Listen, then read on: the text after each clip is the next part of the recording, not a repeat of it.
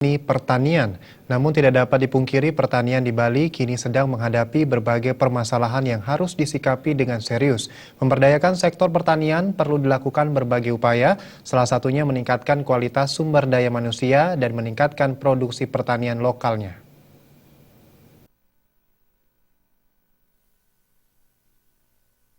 Sektor pertanian yang ada di Bali sejatinya masih perlu diberdayakan dalam rangka meningkatkan perekonomian masyarakat Bali. Menurut praktisi pertanian Wayan Supadno, salah satu masalah yang dihadapi sektor pertanian di Bali adalah minimnya generasi muda yang berminat untuk terjun ke dunia pertanian. Padahal jika dikelola dengan baik dan diimbangi dengan inovasi serta peningkatan kualitas, petani merupakan profesi yang menjanjikan. Permasalahan lainnya adalah semakin maraknya alih fungsi lahan yang mengikis lahan pertanian produktif, termasuk persawahan. Permasalahan yang dihadapi pertanian ini harus disikapi dengan serius. Regulasi maupun kebijakan yang mendukung keberadaan petani maupun yang memproteksi lahan pertanian harus benar-benar ditegakkan. Ditambahkannya, masyarakat harus dapat memberdayakan produk lokal Bali guna meningkatkan perekonomian petani.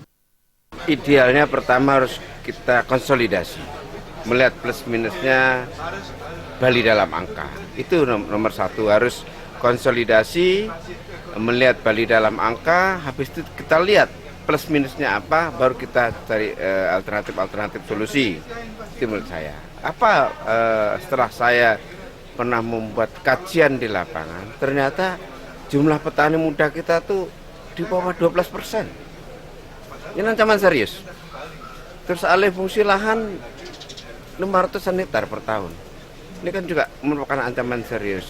Terus kita tanpa sadar hasil-hasil pertanian luar Bali kita nikmati.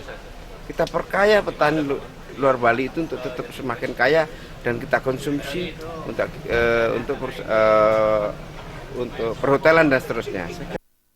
Pertanian di Bali dengan berbagai keunikannya seperti subak memiliki kontribusi yang tinggi terhadap daya saing kepariwisataan Bali.